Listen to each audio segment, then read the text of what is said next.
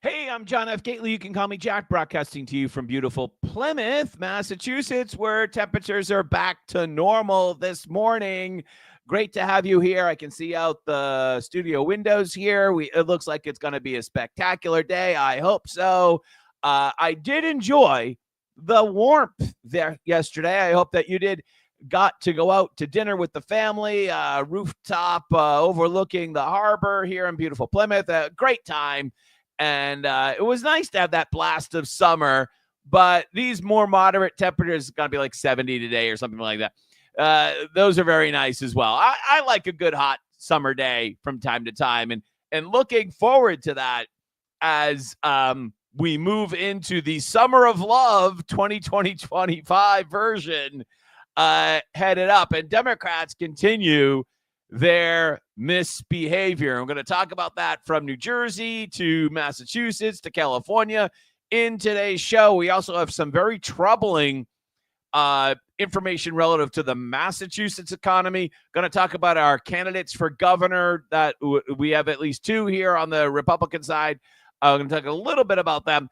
But first, obviously, huge news internationally with Israel and Iran. And it reminded me of and I remember this, I was delivering newspapers. I was, a paper boy growing up, best job I ever had. Yeah, all downhill after I quit the paper. When Israel flew from the southern tip of Israel across the Arabian Peninsula and bombed the Iraqi nuclear reactor in the very early 1980s, 81. I thought it was 83, but it was 81. I looked it up. And what happened yesterday kind of was a flashback to that. And we're not going to get into all of the implications of in the details on what happened last night with Israel and Iran. You could go watch that on the network television. This is my just quick analysis of what it means for us here domestically. And what I think is going to happen is, sadly, we're going to continue to see in bits and pieces that war, if we want to use that phrase, brought to our shore. So we've already seen some really a long string of horrific incidences, some of which got a lot of media attention. For instance, the Molotov cocktail incident out in Colorado, horrific. The killing of the beautiful young couple in Washington, D.C. at the Jewish Museum, horrific. And, at this point, you've got to think that those incidences are going to continue at the same pace, so to speak, or maybe even escalate. So very concerning domestically in regards to public safety issue with what's happening in the Middle East. So, you think, oh, that's X thousands of miles away. These people are trying to bring the war to us, right? They already did that in a horrific, like just mind-blowing way back in 2001, right? So they're capable of it, and they're also capable of doing it in small little bites, right? Just like those horrific incidences that I just reminded you of. So concern all around for public safety when it comes to this, and hostility to people of the Jewish faith throughout the country and their allies and supporters. So very concerned about the atmosphere. By the way, as I mentioned, on the Tuesday night rally in front of the State House, which was supposed to be an anti-ICE rally, against Trump and Trump's policy, it was shocking to me the number of people with the thing, the thing on their head, the black and white checked thing on their heads, and Palestinian symbols, pro-Hamas symbols throughout the crowd. There were way more people there to free Palestine than there were protesting ICE at the Tuesday night rally, right? And these people cross over. It's crossing. It's basically just, they wake up in the morning. They're like, okay, what are we protesting today? It's the same group of people. right? It's the same, and they just got their branding wrong on Tuesday. They were on the old thing. Now, the current thing is protesting ICE, right? And they just got their branding wrong. The problem is that these people now are effectively a major portion of the Democrat Party. In New Jersey last night, there was an escape from the same facility where the mayor got arrested a couple weeks ago. Remember that? And there was basically more Democrat misbehavior out front of the Delaney Hall facility in New Jersey. Let's cut to Fox 5, give you the update. Yeah, Janet Tashani, good morning. A lawyer told NJ.com that those dozens of inmates banded together and pushed down a dormitory wall to break free. All of this while protesters were gathered outside of the facility here in Newark. Several migrants now, yes, reportedly missing following that riot. ICE officials have been holding migrants facing deportation at Delaney Hall. The New York Post reports that a manhunt is underway for 4 people who are still on the run after the detainees created a rope out of bed sheets, which they used to descend from their 3rd floor dorm. Earlier in the day, around 36 people held a demonstration outside Delaney Hall protesting allegations of poor conditions inside the facility. Amy Torres, executive director with the New Jersey Alliance for Immigrant Justice, said that a dispute broke out after meals were delivered late. All right. So the irony here is that the people that outside, from what we understand, created some type of disturbance. And that also, it was just part of the diversion. And then they descended, and now 4 of them are gone. So all of the effort that we went to go capture these 4 has to be redone over again because of the bad behavior, because they didn't get their peanut butter and jelly on time. Basically, that's what's going on here. Understand that the complaints that you get from Elizabeth Warren, Ed Markey, all the way down the line, Seth Moulton, all of them, Jake Ackerkosh, or however you pronounce his name, all of them about the horrific conditions in the Burlington facility and the horrific conditions in the Plymouth County Jail. All of them are to blame themselves. All of these Democrat politicians, they don't want and have stopped any additional resources for a detention. If the conditions stink, it's their fault because they've done everything to limit.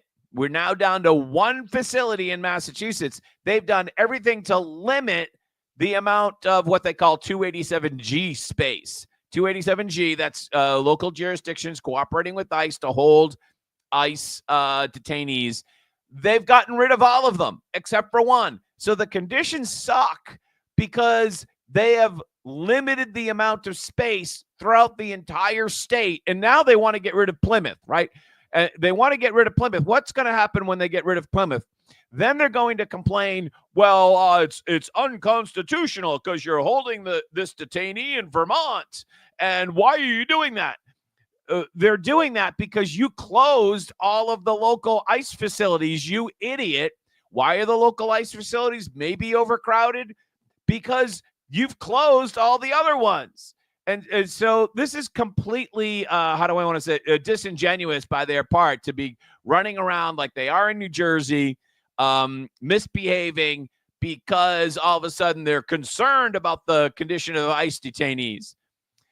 The point is they don't want any ICE detainees. That is the truth. And every time the mainstream media interviews Seth Moulton saying the conditions are bad, they never follow up and say, do you really want any ICE detainees? Because that's the obvious next question. And the answer is they don't want any ICE detainees.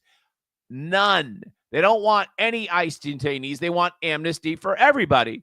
And the Democrat misbehavior continues out in California. I was searching for the clip of Senator Padilla, right? Because most of the clip from Senator Padilla starts in the middle of the conflict, And I was like, why are we only getting like the beginning of not the beginning of the conflict? So I finally found a video where everything seems to be normal. This is not the best view, but you can see what's happening from a distance.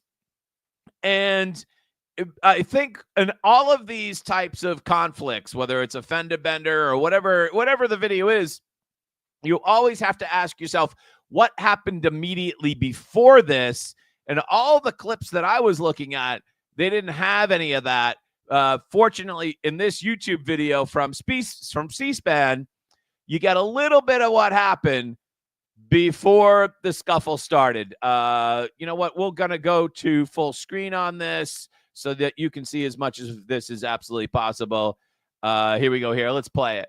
Country and what they have tried to insert into this city. So I want to say thank you. All right. So right here we have Kristi Noem, and she's speaking.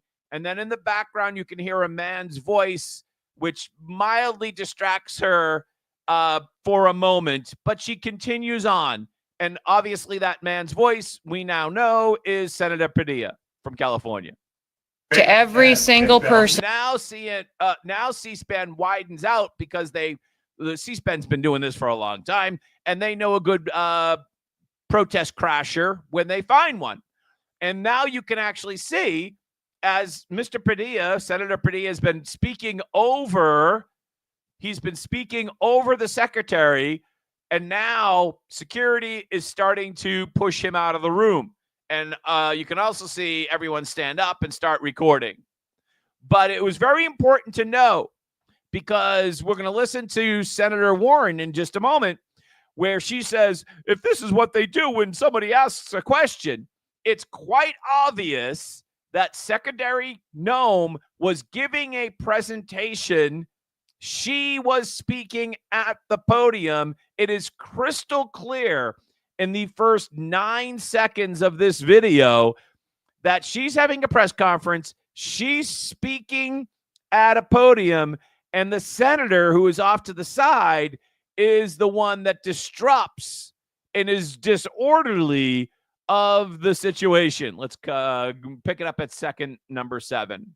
Thank you to every single person that has been able to do this. And at this point right here, the senator could move farther back in the room and say, oh, I'm sorry, I'm Senator whatever my name is, Alex.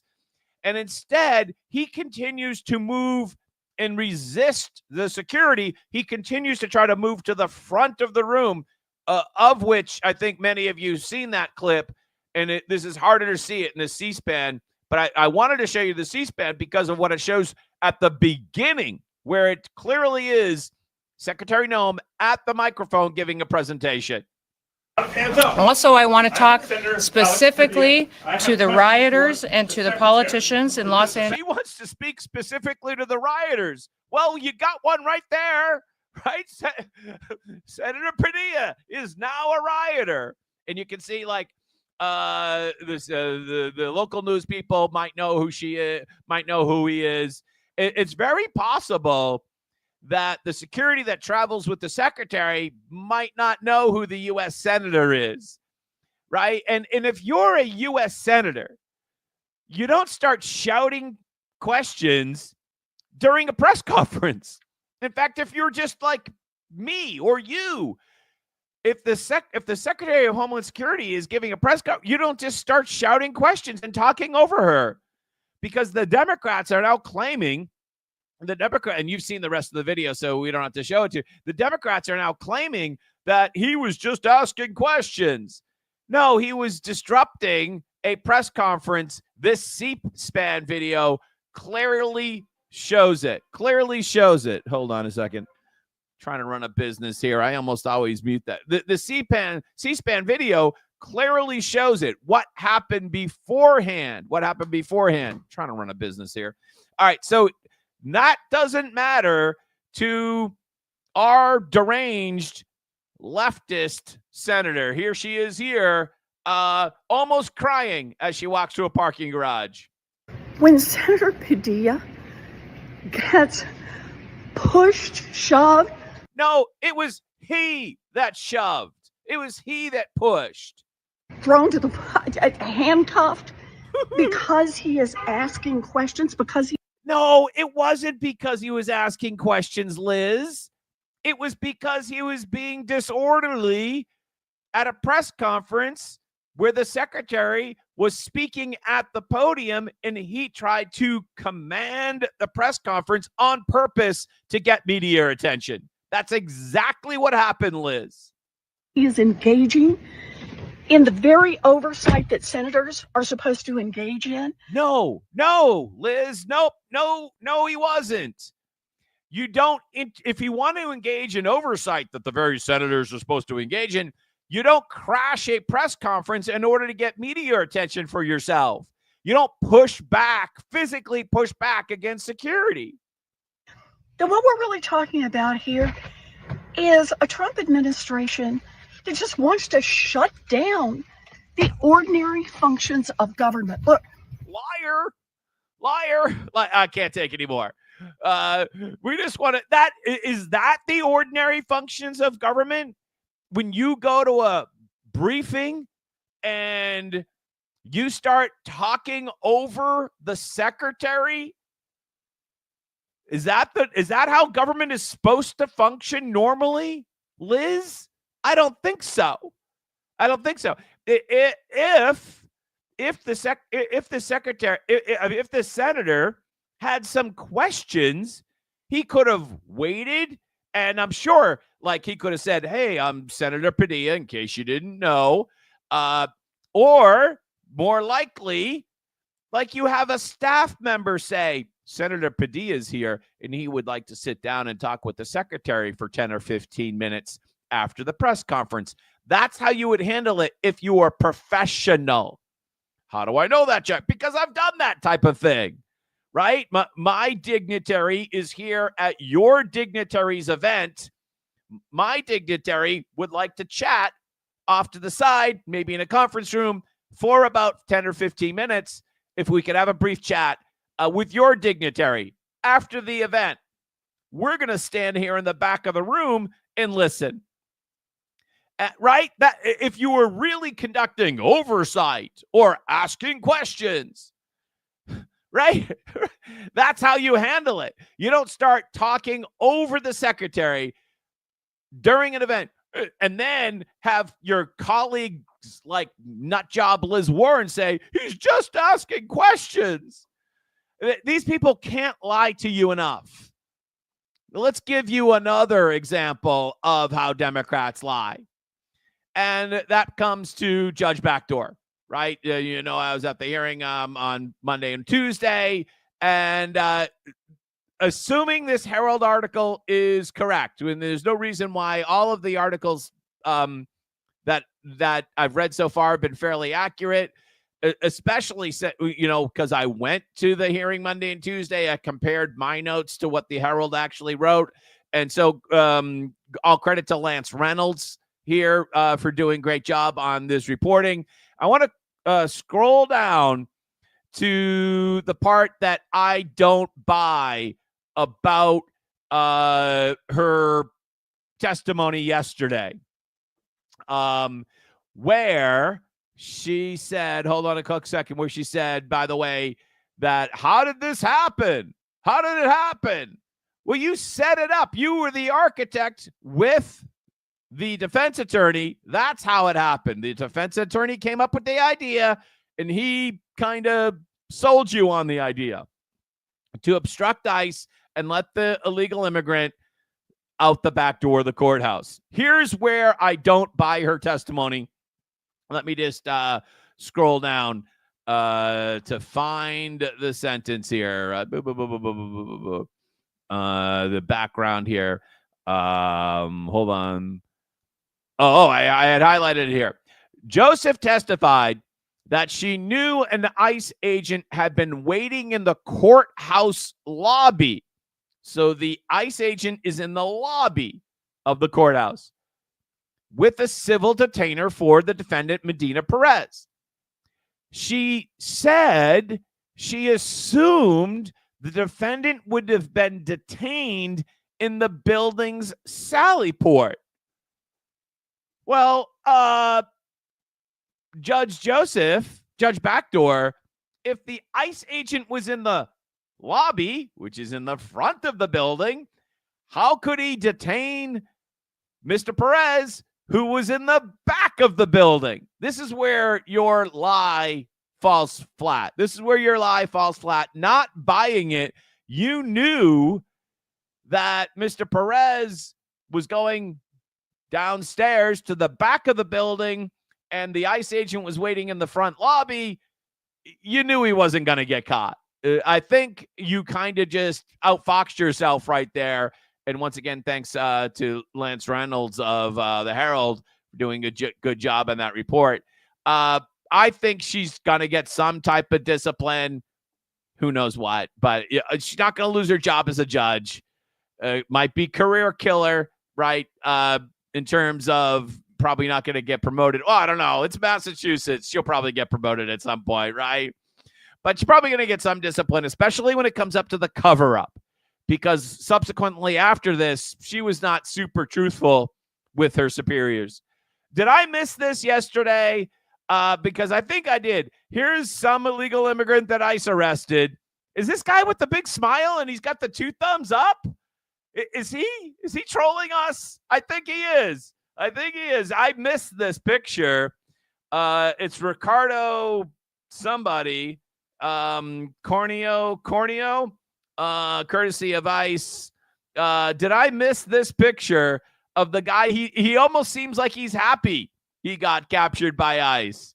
I think I missed that. Yeah. So Transtifa is coming to Massachusetts. So the other day I asked when the protests were going to be. Because they're stretching across Massachusetts, stretching across the country, and for weeks, they've had this date on the calendar, which is tomorrow, June 14th. If you go to the No Kings website, not that I'm encouraging you to, but I'll tell you, if you go to the No Kings website, they have protests scheduled all across the country tomorrow. Here in Massachusetts, they have merged the anti-Trump, anti-ICE protests with Pride Parade, with the annual Pride Parade. These are now all together as one protest, effectively. Yeah, I know. Which leads me to just a quick side question, if I could. If you're gay and not a radical leftist, so maybe you're just an unenrolled voter, or you're a middle of the road guy, or maybe you're even a Republican, or maybe even economically conservative, whatever you are, but you're not a radical leftist. Are you welcome at the parade tomorrow? Because it doesn't seem like they say you're all welcome. Everyone's welcome. But the whole message is far left radicalism. You see, once the major accomplishments have been achieved, for instance, same-sex marriage, then the whole gay rights effort, once you kind of achieve the pinnacle of gay, which is same-sex marriage, then the whole effort needs something else to fight for. And now it's just everything radical leftism, right? Wow, we have a giant crowd today. I don't know how that happened, but thank you very much. We have Buck says, Jack, will anything happen to this judge? I don't think so. Probably some minor discipline. Definitely some retraining. She's going to have to go to re-education. Buck, so yeah, it is unreal. She's full of it. What do the rest of her case rulings look like? She's a minor court justice.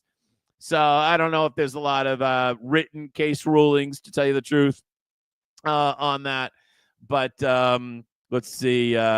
Just a guy says, thanks for turning off. Thanks for turning Elizabeth Warren off. Somebody reposted this. So thank you, Angry Survivor. Okay. All right. Appreciate that. Or whoever did it. Buck says, Pocahontas is not real. I do a live chat support for my company, And I got a question today, which was very wide-ranging. And I'm a subject matter expert for this particular topic that I do live chat support for, which goes to my phone.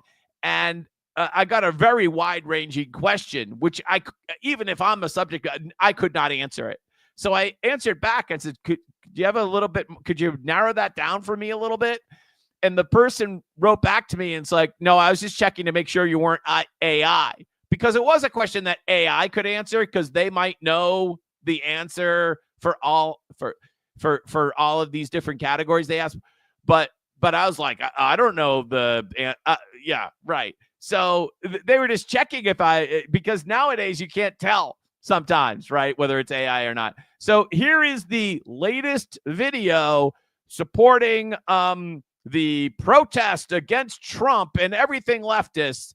This is from Mass 5051 and the 5051 movement. Here we go here. Queer and transgender people have always existed in America. We have survived and persevered through violent oppression and discrimination. And now... Whoa, tanks arrive in D.C.?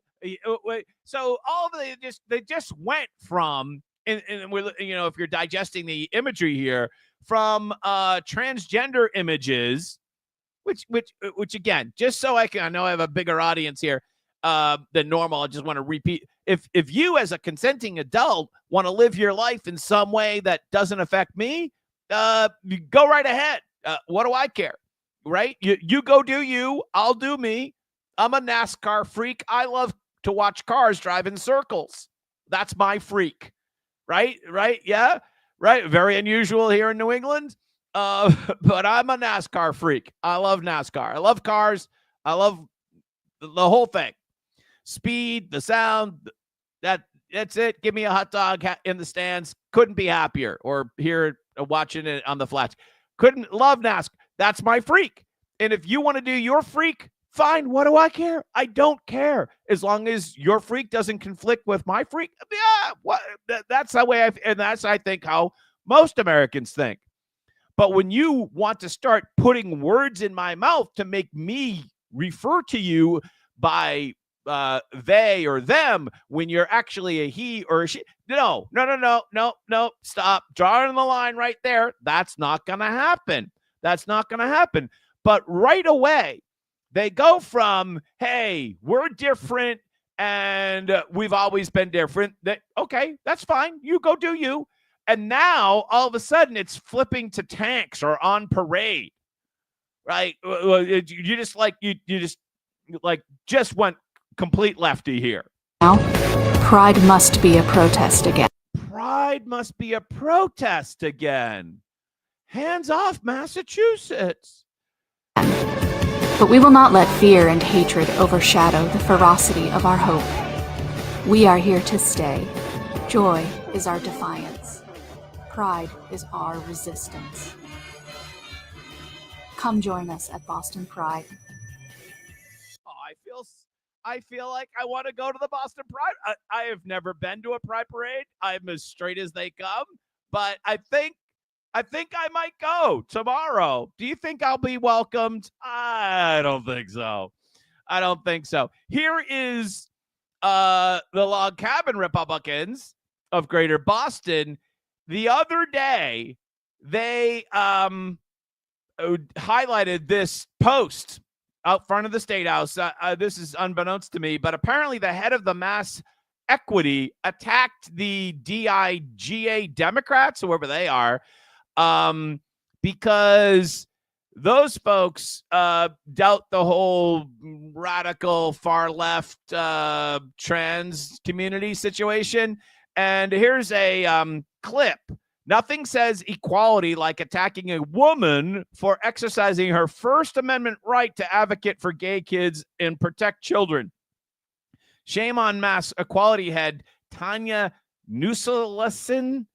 Thank you for the brave lady standing up to protect children. Okay, here's the clip here. I don't know how much we'll learn. You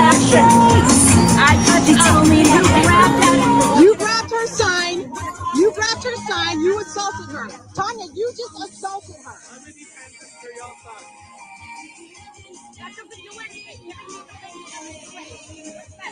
All right, very difficult to hear, but effectively the point is that you cannot deviate in your thought on the far left. I think a lot of you saw that chart that was going along the interwebs the last couple of days of the diversity of thought on the right versus the diversity of thought on the left. And on the right, you're allowed to have a lot of diverse opinions. On the left, not so much. And that, I think that's what this video, and I think that's what the Log Cabin group is trying to point out in their post. Now, if you can't get to Boston for the Pride, no kings, Trump is bad, anti-ICE, whatever the current thing protest is, if you can't get to Boston, the sad news is it's probably coming to a town near you, my friends at Cape Cod Concerned Citizens. Apparently, they have posted this thing up. This is the tomorrow, again, June 14th. They're already at the Hyannis Rotary installing Jersey barriers, or big giant concrete blocks to somehow crowd control or crowd safety or something. Nothing says let's kick off the summer season like a bunch of radical far left freaks at the Hyannis Rotary. Nothing says summer like that. Let's check out the mainstream media and see what they have to say. Boston Parade. And the theme here is here to stay, a dig at some decisions made by the Trump administration. Fox 25 News reporter Daniel Coates live at Copley Square, where the Pride Parade will begin Saturday. And Daniel, more than 1 million people are expected to fill the area. Mark, this is already an incredibly busy part of downtown Boston. So 1 million spectators, you can imagine just how... Over there to the left in the white T-shirt, I'm pretty sure you've got your illegal immigrant delivering food with a unregistered scooter, just in case you're not familiar.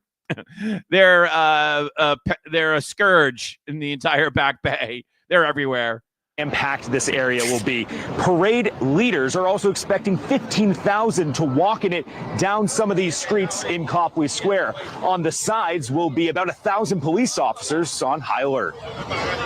We expect this to be a very joyous occasion and a joyous protest. Gary Daffin has been organizing the 2025 Boston Pride Parade all year. Set to roll Saturday morning from Copley Square through the South End and into the Boston Common, where celebrations run through the night. Our theme this year is here to stay. Pride. All right, make it stop, please. Here to stay. I don't know. I'm on the fence whether I should go or not. The only reason I really want to go is to find out the far left protest. If you're gay and here to stay, what do I care? I'm more concerned about and interested in the far left, anti-Trump, anti-ICE, pro-Hamas aspect of the situation. Now, shifting gears a little bit, my favorite economist on the internet, Peter St. Onge, has a really good video out this morning that explains this whole, since we're talking a little bit about ICE, talking about how when we import 20 million people, for instance, that doesn't necessarily mean we actually automatically increase the labor pool by 20 million people. Let's have the professor explain. We pick him up in mid-video. He issues a video every day. I think this is yesterday's video. Let's pick him up. Because the claim that immigrants solve a labor shortage is false even for legal immigrants.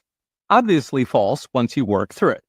So to see why, imagine we annex Canada. Yes, Donald Trump's dreams come true. So Canada has about 20 million workers. So do we immediately have 20 million extra workers laying around? Of course not. Those 20 million are already doing stuff for other Canadians. They work at McDonald's or Tim Hortons. They're dental hygienists, truck drivers, accountants working for other Canadians. The 20 million new people are fully occupied serving the other 20 million.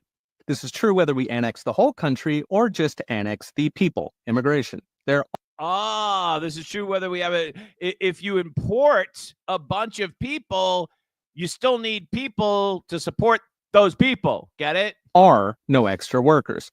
It's even worse with illegals because illegals don't fix a labor shortage, but they do create shortages of high-skilled jobs. So if you import 1 million low-skilled illegals, you now have too many farm laborers or janitors, the wages drop, but you've got a precisely identical new shortage of high-skilled workers who serve those illegals. So doctors, dentists, teachers. So you can't get a doctor's appointment. You can't. Or wait in the emergency room because there's 97 illegals ahead of you and you need to, you broke your leg or whatever. Find a speech pathologist for your child.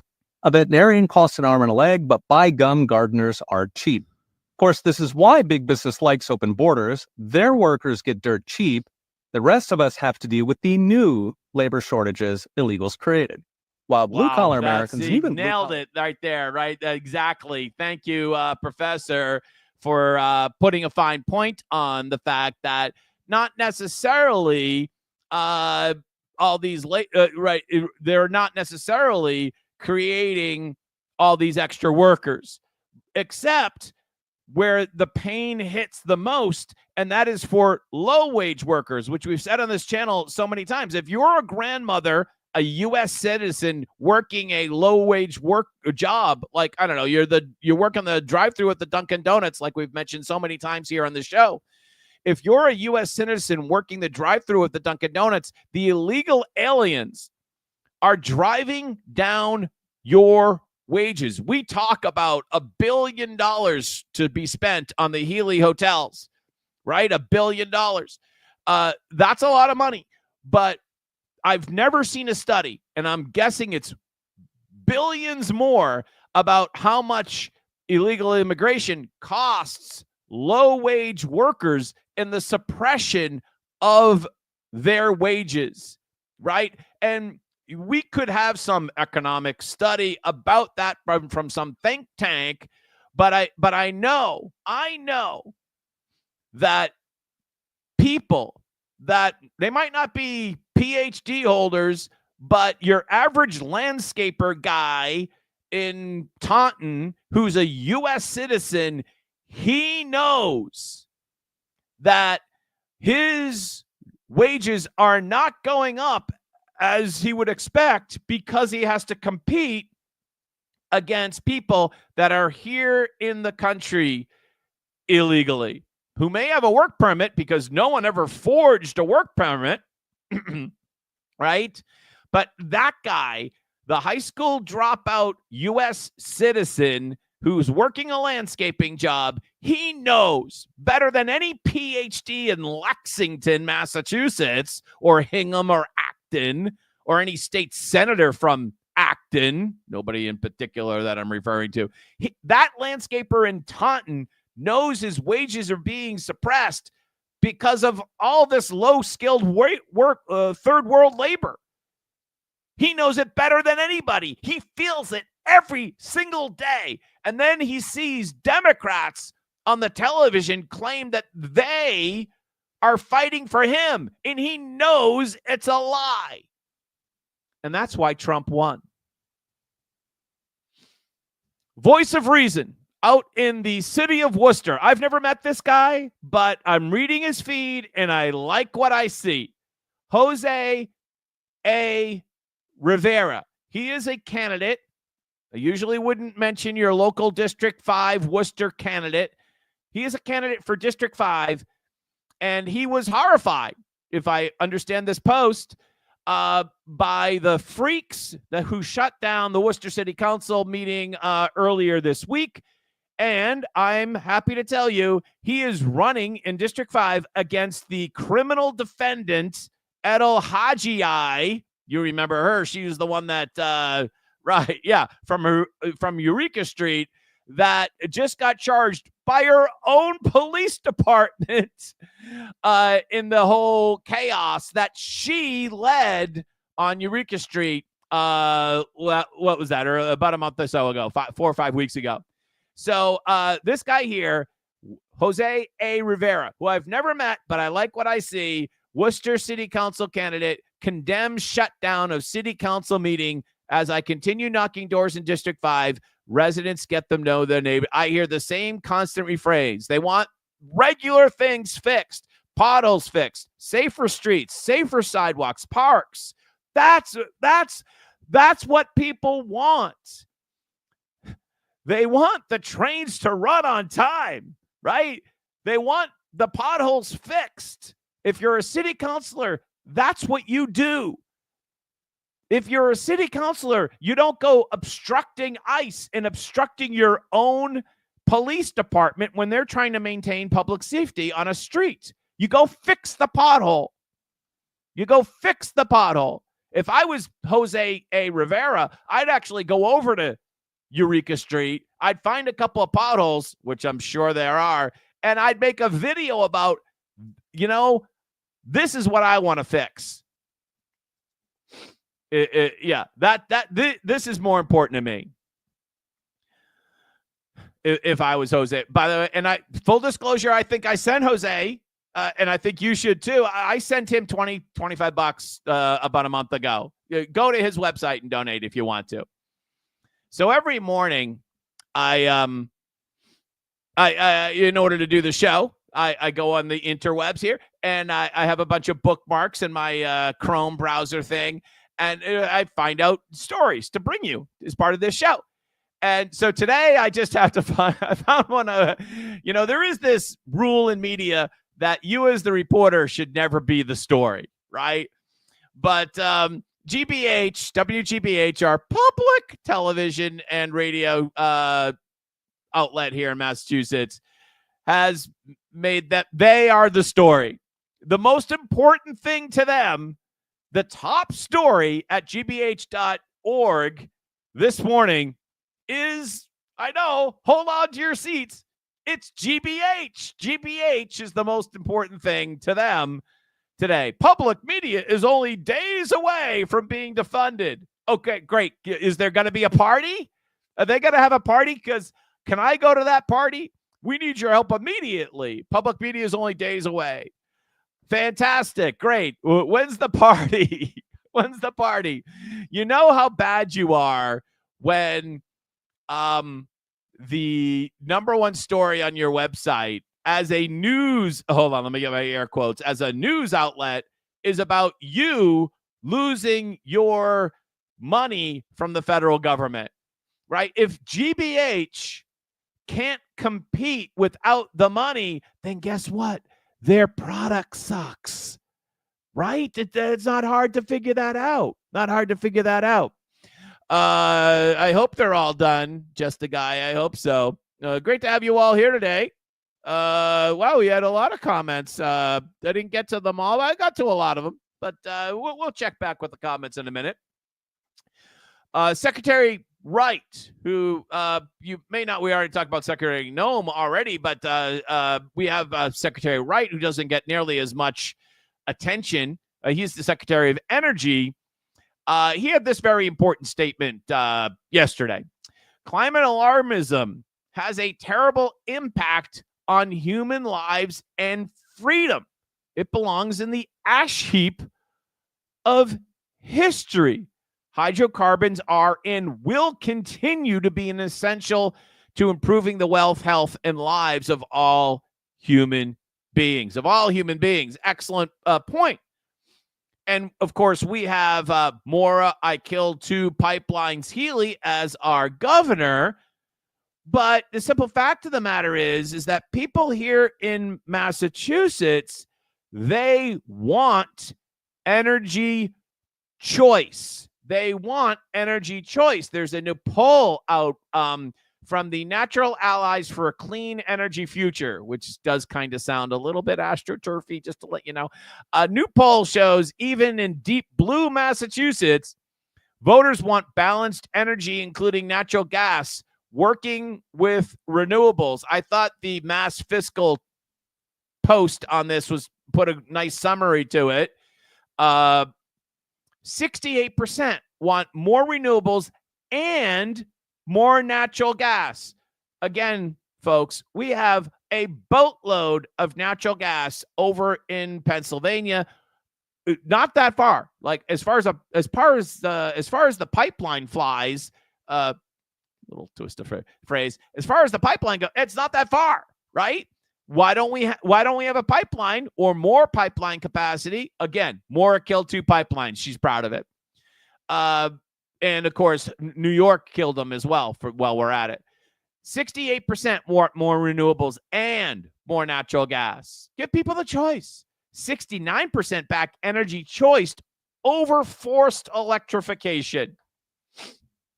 If you are going to build a better mousetrap, then the world will flock to your door, right? The old cliche.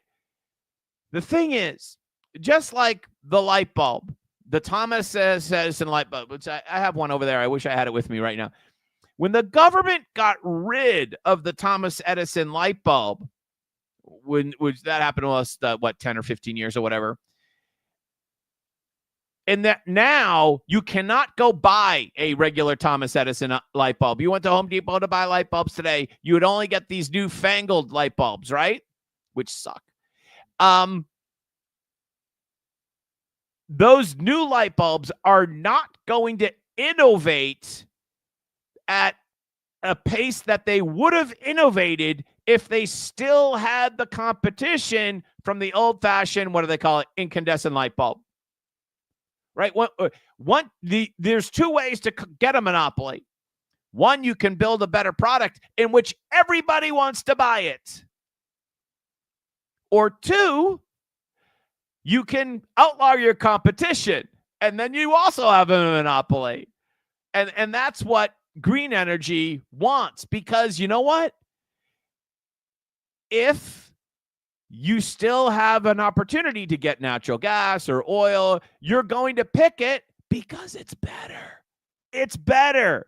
The only reason why green energy works economically is if it's the only choice. 75% say electric bills are too high. What's wrong with the other 25% of the people? What's wrong with the other 25% of the people that don't think they're too high, right? And this reminded me of this article from back in April with Senator Fatman on the front page here. Clean energy mandates are driving skyrocketing utility costs, which has been a huge issue, right, this year. I caught this video about what it takes. This was an amazing video. What it takes to build a wind turbine, which appears to be going up somewhere in the Midwest or far west or something like that. I want you to think about, when we watch this video for just a quick second here, I want you to think about how much energy, petroleum-based energy, it actually takes to put up a windmill. And then I want you to tell me whether you think this is a scam or not. It's amazing. Watch this. How much petroleum-based energy it actually takes to install and run, to lubricate and otherwise this windmill thing. Just 30 seconds maybe. You know how wind turbines are built? Let's start the base of the tower. First, a circular base is formed using concrete. Once the cement dries, a series of intersecting pipes are installed with screws. Around these pipes, reinforcement bars are laid to form a larger circular plate. After sealing it with a lid, concrete is poured inside. Holes several meters. Concrete is poured inside. Do you see all that metal, right? All that rebar, right? How did that get to the job site? How did the concrete get made? all based on petroleum. Meters deep are drilled into the pipes, and excess. How are the drills powered? How are the excess pipes shaved off and grinded off? Pipe material is ground off. A high-strength metal disc is then fitted over the holes. Where did the high-strength metal disc get produced? Probably China. Next, a high-pressure pump injects composite resin material into. What runs the pump? These holes, and after the injection, a steel rod is inserted into each hole. The intersecting angles of these rods underground firmly lock them into the rock layer. The gaps in the metal disc are filled with sealant and locked with screws. The bolts on the disc are reserved for mounting the tower. For wind turbines over 5 megawatts, the base needs to be deeper and larger. The ground is leveled using a grouting machine, and a 3-meter-high base is installed at the center, which acts as a vertical base, connecting and positioning the wind turbine. Reinforcement bars. All right, enough. But all of this, so some lady can drive her Volvo down the street and feel good about supporting green energy, right? Because is it really green if you have to put all of that into building a turbine? Plus, we didn't even mention what happens with the blades, because apparently you can't recycle these suckers. You got to dump them in a landfill when you're done, and they don't last forever, apparently. Yeah, don't last forever. So it should come as no surprise to you that as we're on this religious pilgrimage towards green energy, which we just learned is actually not green, it's a scam, that Massachusetts is one of the most thoroughly committed, along with, say, California, a couple other states, to this green energy religion. And do you know that it has probably, because everything runs on energy, right? Factories, offices, this live stream, everything runs on energy. The air conditioning, which we were told that it's going to be less optional to have an air conditioner in the future. We just told that yesterday, less optional to have an air conditioner.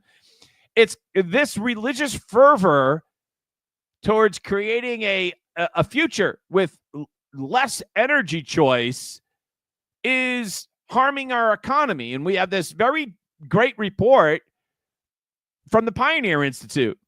And this is a very important report, which is packaged horrifically. It's horrifically packaged, Pioneer Institute. Don't give me a picture of the Back Bay. Give me a chart, for Christ's sakes, that shows me this data rather than telling me. So nonetheless, we'll scroll down in the very boring report, which could have been presented much better. Drawing on data from the U.S. Federal government, researchers as Pioneer found that Massachusetts remains one of the most economically productive states in the country, but its pace of growth has declined over the last 5 years. Once a national leader in state product or gross state product, the Commonwealth trails the nation and competitor states. So let's go looking for the number one bullet point. Here it is here. From 2020 to 2024, Massachusetts private sector per capita, basically our GDP here in Massachusetts, grew 12.5%. Okay, so we grew 12.5% over 4 years. But that's not that great, because our national average was 13.3%, and Florida grew 26%, Texas 22%, North Carolina 17%. Those are our real competitors. They smoked us, right? They smoked us. Our knowledge economy we're getting beat by Florida, Texas, North Carolina, probably South Carolina, probably a lot of those states, Tennessee, probably, I'm guessing as well. A lot of those states, they're smoking us. In the meantime, more I Killed Two Pipelines, Healy runs around claiming that Wallet Hub is ranking us number one. Wallet Hub is just a credit card shill company. That's all a website. That's all it is. It's a credit card shill website. We've been following, and you could go to massiveuturn.com. We've been following the unemployment rate every month. And you may have seen that graphic before. We are now, here it is here. Here is the chart of the unemployment rate in Massachusetts, which has gone up every month. There's a lot of indicators out there. Unemployment is one thing that you can track. This is one thing that we've kind of tracked every single month. It's gone up in Massachusetts every single month for 13 months in a row. We are now at 4.6% unemployment. The African-American unemployment in Massachusetts is horrific. It's horrific. It's well higher than this. And now we are almost 0.5 percentage higher than the national unemployment rate. Regardless of how wonderful Wallet Hub might rank us, we're way up there with our unemployment rate, which is consistent with the data points presented by the Pioneer Institute in that report. Notice how this chart is easy to read and that you can understand what it's trying to tell you just by a quick glance. Notice how looking at this, you can't. Pioneer's report, which is probably has more data and more interesting data than my report, which is easier to understand for your casual. Right? Yeah. Okay. Make my point. Learn how to put things on a graph, Pioneer Institute. Love your work, but you got to package it for 2025, not 1977. Yesterday, we have two candidates who are declared, and we might have another third candidate. We don't know yet. Or maybe this 9 candidate. I don't know. We have at least 2 people running for governor here in Massachusetts. And yesterday, there was an interesting exercise with Bostonians against Mayor Wu. They did like a question and answer thread with Mr. Keneally. That's him there. Which I thought was kind of a one-of-a-kind, first of its type. Boston's Against Mayor Wu is an anonymous account, so they it's kind of like libs of TikTok before Chaya got outed. So, so they did it in print, which is really not my way of communicating, but that's okay. You know, it worked for them, and I would recommend a read on this. A couple of things that I would say that I thought was interesting. Somebody asked him if he voted for Maura Healey in 2022. And he said, no, he voted for the Republican nominee, Jeff Deal, in 2022, which was good. But I also thought it was kind of weird. Like, why would you have to ask that of a Republican nominee or hopeful? And the reason why is because Mr. Keneally didn't vote for Trump in 2024. He didn't actually vote for anybody, according to his own words. He didn't vote for Trump. He didn't vote for Harris. He blanked the presidential ballot in 2024. And so that's why somebody asked him if he voted for Maura. But no, at least he did vote for Jeff Deal in 2022, as I did. And Jeff's a nice guy and a friend of the show. Hi, Jeff. I hope you're watching today. Mr. Shortsleeve was on my new favorite podcast in Massachusetts, and that's run by Tom Dugan of the Valley Patriot.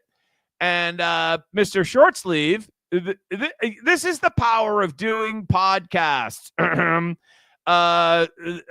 with anybody. Go out and do as many podcasts. If you're running for something, go out and do as many podcasts as you can. Nobody's going to watch the podcast that has 18 viewers. That doesn't matter. The clips is what matters. Here's a clip from Mr. Shortsleeve.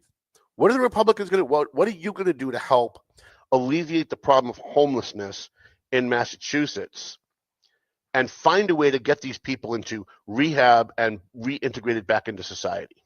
I'm a Marine veteran, spent 4 years in the Marine Corps after college. I care a lot about homeless veterans in particular. That's a subset of the group you're talking about. There's over 600 homeless veterans in the state right now. Those people should be getting priority in our shelters. Look at our shelter system. That came in 1983. That was designed for battered women, for families looking for housing. It was not designed to absorb hundreds of thousands of illegal immigrants from overseas. And Healey has completely dropped the ball on those policies. As you said, we are now 2.5 years into it. And I believe the number she put out last week for the fiscal year was $3.3 million a day. That's $1 billion run rate. With that amount of money, Tom, you could give every city and town in this state $7 million of local aid. So Governor Shortsleeve, day one, priority for veterans, homeless veterans in those shelters. Get the program refocused on American citizens who are living here legally. It's an important program. It's an important program. Okay, so just the way I feel about it is that this is a lot more shareable and people are more, how do I want to say this, video attuned. So if I was doing oh, come on, Jack. There we go. That's the button I want. If I was doing this interview, I would have done it by video. But I'm glad they did it. I thought it was interesting. And in regards to the clip that I just played you, which I hope I played it right, Mr. Shortsleeve, who's here, I'm not sure I played that correctly so that you could hear it. Mr. Shortsleeve here says that there's basically 600 homeless veterans in Massachusetts on any given day. Of course, that varies.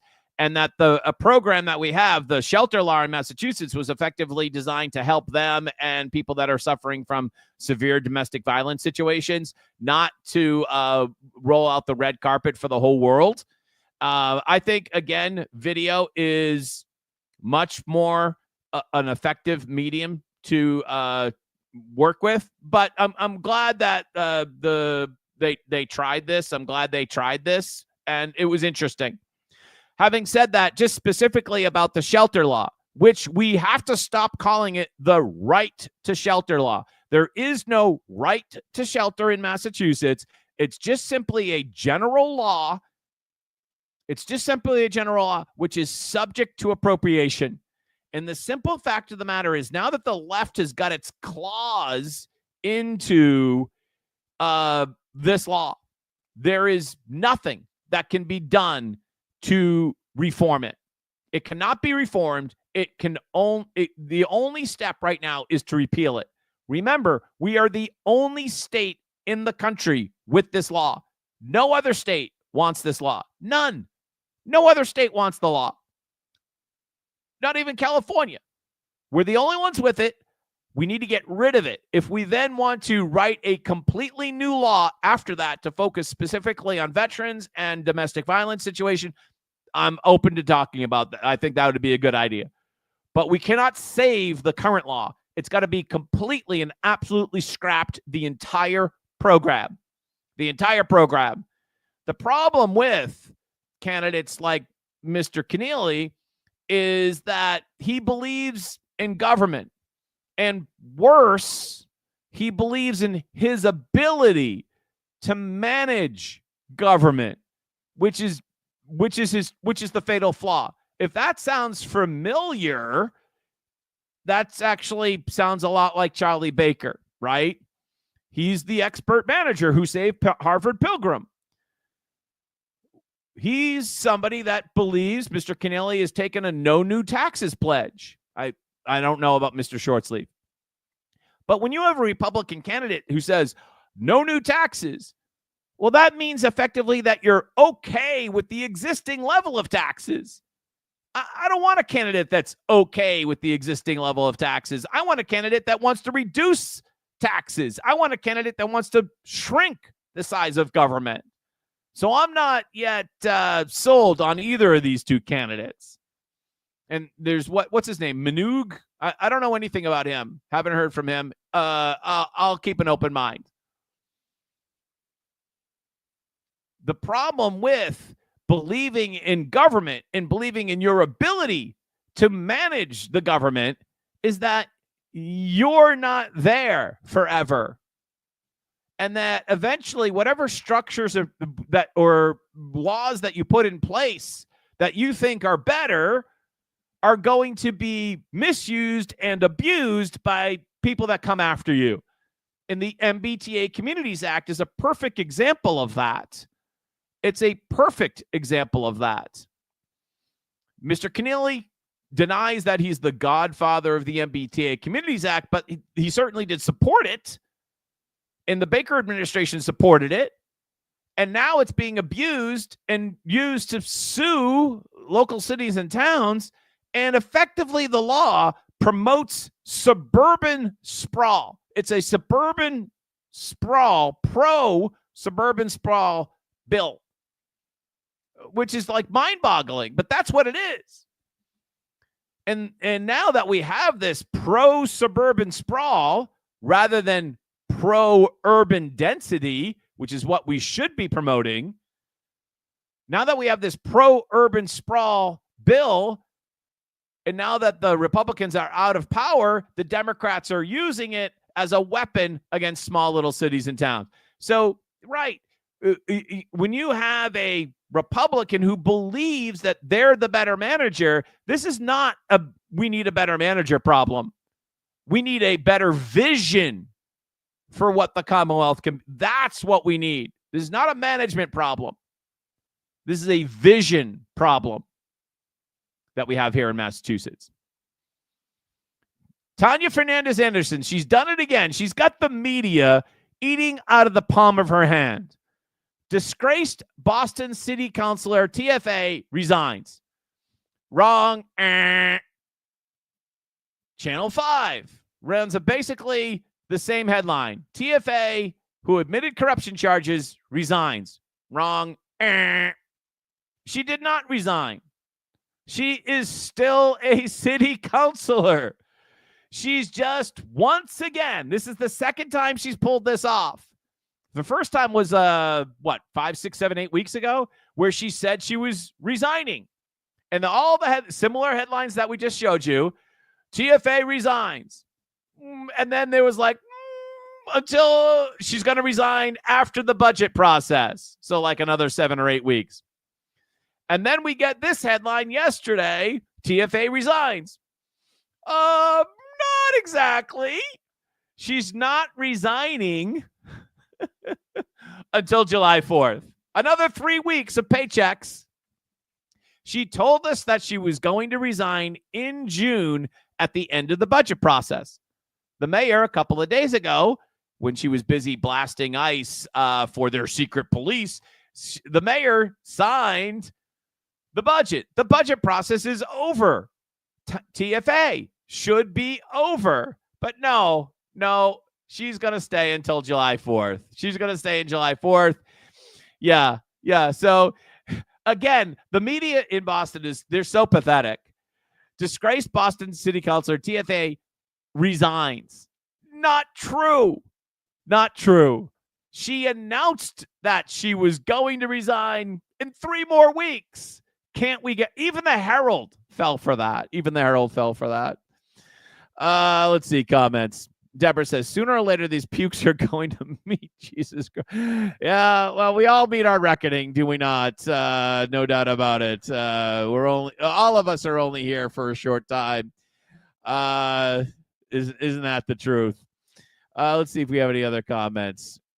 We all have to answer, don't we? Yes. I thought there was one other comment that was Massachusetts, tradition of making you hard-earned money for generations, Buck. All right, it's been great to be with you. We've run a little bit over time. I think I'm going to go to the protest tomorrow. Maybe I'll live stream it. We'll keep you posted. Until then, thanks for watching. You have a beautiful Friday. Talk to you later. Bye-bye.